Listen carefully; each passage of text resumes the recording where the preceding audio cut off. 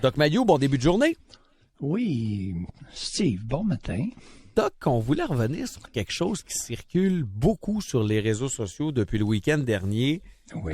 Article qui s'est retrouvé dans le Journal de Montréal.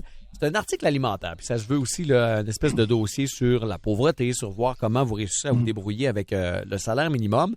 Et c'est la fameuse famille Lalonde-Paquin, à qui on avait demandé de se débrouiller avec 210 $ par semaine pour se nourrir. C'est une famille qui compte 2 enfants, 2 garçons qui sont âgés de 7 et 13 ans. Et puis, Doc, on voulait savoir ce que vous en pensiez. Écoutez, on a vu des réactions des deux côtés, mais assez intenses, disons, en fin de semaine sur les réseaux sociaux, allant de « c'est facile de se débrouiller à 210 $ par semaine pour une famille » jusqu'à « écoutez, vous essayerez de le faire, vous allez voir que c'est pas si facile que ça ». Bon, Steve, d'abord, quelles sont mes lettres de noblesse eu égard à la pauvreté? Je suis issu d'un milieu extrêmement modeste, né du bout d'un rang. Alors, j'ai une connaissance personnelle de la pauvreté et j'ai passé ma vie à traiter des personnes qui souvent se retrouvaient soit pauvres ou étaient chroniquement dans la misère, la plus totale. Donc, je viens d'introduire 2 mots. Les pauvres temporaires, puis les miséreux. Oui. Quelle différence qu'il y a entre les deux à première vue? Steve, rapidement, là. Les pauvres temporaires s'en sortent, passent à d'autres choses. Les miséreux, j'ai l'impression qu'ils y demeurent toute leur vie. Bon, c'est exactement ça. Alors, un pauvre temporaire, ça peut être suite à un revers. Un revers dans perte d'emploi, perte de santé, divorce, et quelqu'un peut se retrouver dans la dèche assez rapidement. Il y a un coup dur dans la vie, là, puis t'es dans le trouble. Oui. Alors, quels sont les moyens? Tu vas voir pourquoi la division. Pourquoi ne pas regrouper tous les pauvres? Non. Attendez un peu. Les moyens d'aide vont varier. Alors, un pauvre temporaire, si on le supporte temporairement, peut s'en sortir. L'aide sociale, des formations rémunérées au travail. Oui. Fait que tu vois, puis à un moment donné, ça repart puis il est correct. OK? Bon.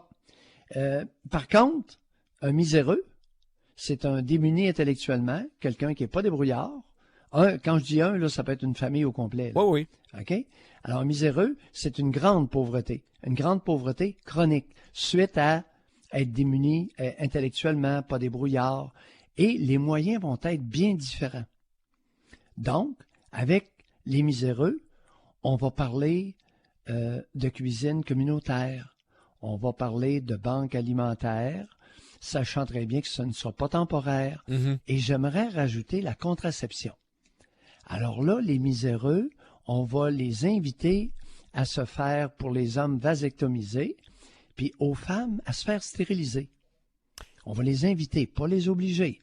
Et moi, pour les hommes miséreux qui n'arrivent pas à s'en sortir, j'aimerais ça que la société leur offre 4 000 $ cash pour une vasectomie. Après 4 ans sans travail, là, ah oui, mais on n'a pas besoin de 4 000, Doc.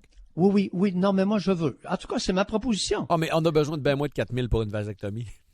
Non, j'offre 4 000 $ à tous les hommes. Pour les motiver à le faire, là. Pour les motiver à le faire, tous les hommes dans la misère, qui sont des pauvres chroniques, vasectomie offerte à 4 000 $ par tête. Ben, savez-vous quoi? J'ai pas fait de calcul, là, mais moi, j'ai l'impression que pour la société, là, puis c'est dur à dire, là, je m'excuse, là, ce matin, là, je veux pas qu'on nous juge, mais j'ai l'impression que c'est payant pour la société. Steve? C'est plate, là, mais je me pose la question, là. Je sais que c'est plate. Je veux pas qu'on nous lance des tomates. C'est pas ça l'idée, là. Steve? Ouais. T'es le premier interlocuteur auquel je parle de ça qui réagit comme tu viens de le faire. Ben, Doc, je vais vous confier, moi aussi, j'ai été...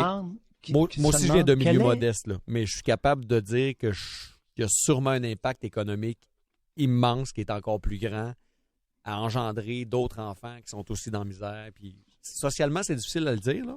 Je sais que c'est peut-être pas très accepté, mais entre vous et moi, c'est vrai pareil. Fait que, pour ce qui est des miséreux, on va les aider parce qu'ils n'arriveront pas à s'en sortir. Et c'est une aide à long terme, c'est une aide permanente. Cependant, il est impérieux au Québec de limiter la misère parce que la misère humaine se reproduit génétiquement d'abord.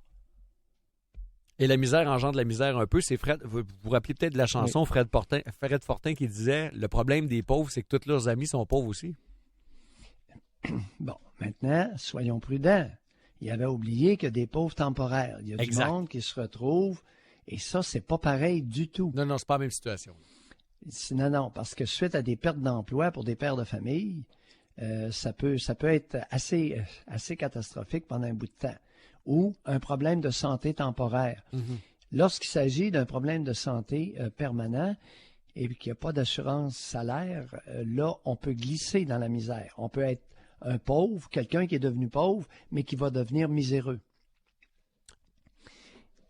Alors, d'où l'importance de ne pas agglomérés, agglutiner. Tous les pauvres ensemble. Mm-hmm. Tous les pauvres. Non, c'est pas un groupe uniforme. Là. Effectivement. Et donc, l'aide doit être différente. Oui. Ben oui, tout à fait. Voilà. Tout à fait. Voilà. D'où mon idée d'incitatif à la contraception. Eh boy, mais c'est dur à vendre cette idée-là. Mais je comprends où vous voulez vous en aller, là.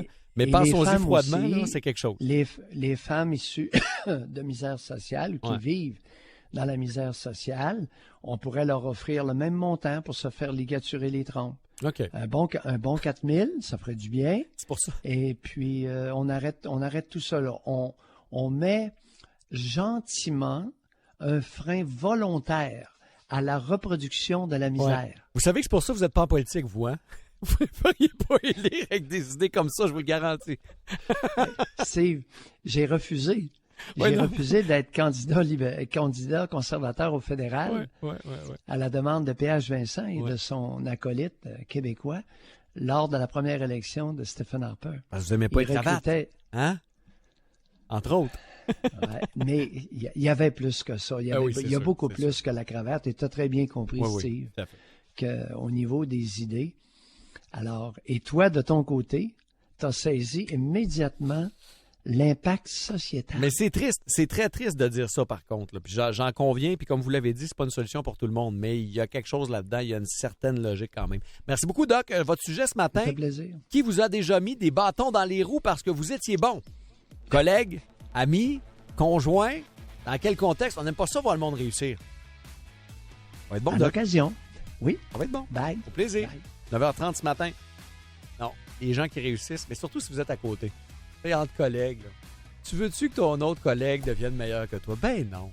Tu veux qu'il soit mauvais, puis qu'il demeure mauvais, puis qu'il gagne moins d'argent. C'est comme ça qu'on les aime. Non? Moi, je sais pas, on pose la question. Ce sera la question du Doc à 9h30.